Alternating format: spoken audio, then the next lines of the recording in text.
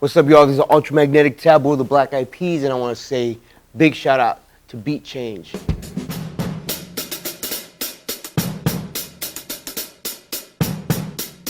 my snares on.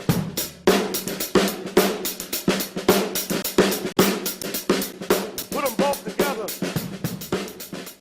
Well, we've just been working in the laboratory for the last couple years, trying to get the right album together.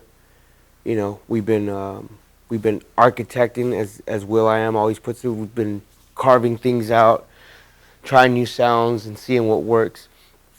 I don't have a date, but I know that we're going to come with something this year. We have a partnership with Marvel Comics to release our graphic novel that we're putting out. It's called Masters of the Sun. And it's presented by Black Eyed Peas. We'll be doing Comic-Con all over the world. Hopefully we'll come to Dubai. I know they have, yeah, they have a big, huge Comic-Con in Dubai. I've been a fan of Comic-Con culture. I'm also a toy collector, and I've just been a geek for years, man. I love geek life.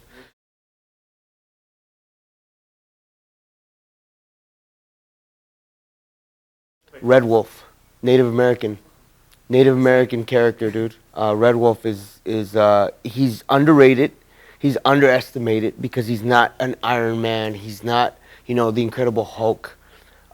He's not even Doctor Strange.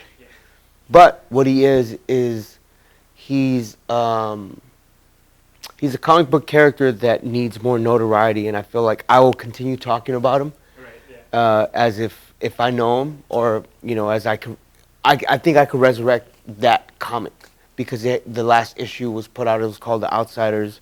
That was no, it wasn't The Outsiders. The last comic book that they put out was not too long ago. But we need that. We need to have like cultural type of superheroes.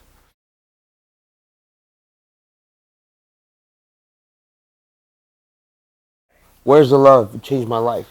You know, it was the first time that we incorporated a kid who was from a band called NSYNC at the time, and nobody really knew what this kid's solo career was gonna do.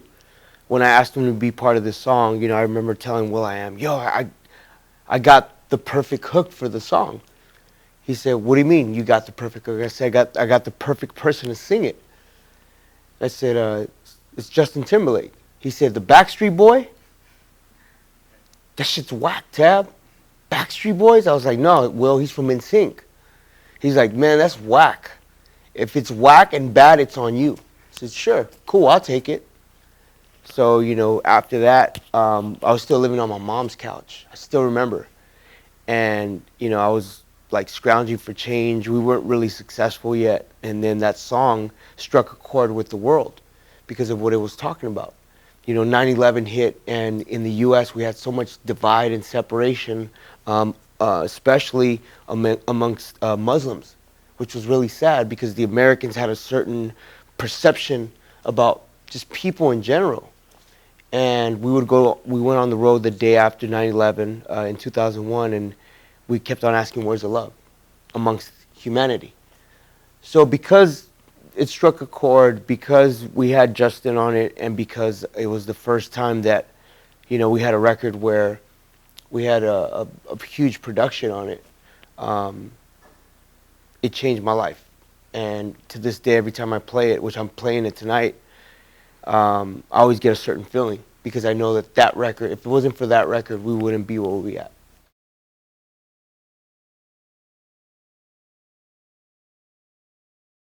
When I broke my tailbone, dude, in 2006, that was not embarrassing, but it was more like a reality check.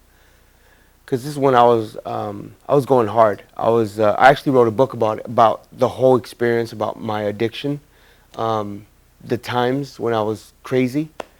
It's called Falling Up, and it talks about that experience, falling on stage and breaking my tailbone.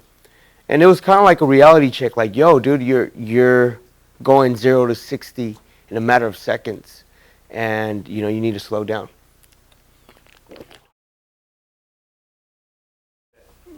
I think it's just evolved. You know, we owe that to will.i.am for going to Australia and getting inspired by, electro groups from out there. And then we were fortunate enough to meet David Guetta prior to him, having success on the mainstream. And we incorporated that we've always put different sounds in a hodgepodge of music. I was telling you before, um, when we first came out, we had, a sound that was more like jazz hip hop, more bossa nova influence, with hip hop and jazz influenced. And then after that, we started incorporating Latin rhythms, rock, soul, a little bit of pop. So it's always evolved, and I feel like that's what makes Black Eyed Peas who we are. Is because no matter what theme or style of music that we incorporate, you always have a Black Eyed Pea base. And it was started in the '90s. We've been a group since we were kids. So now in 2017, we get the opportunity to come back and do it again. So to answer the question, I feel like it's just been evolving. It's kind of steered away from the house sound or the EDM sound. It's not as prevalent as it used to be. Now trap has kind of taken over. And my music just goes in cycles. So the sound we're going with is taking it back to the essence of our hip hop roots when we started.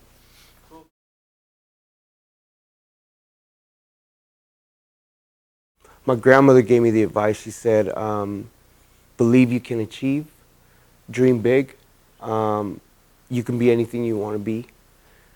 Because she was the person that believed in me as an entertainer when I was 5 years old.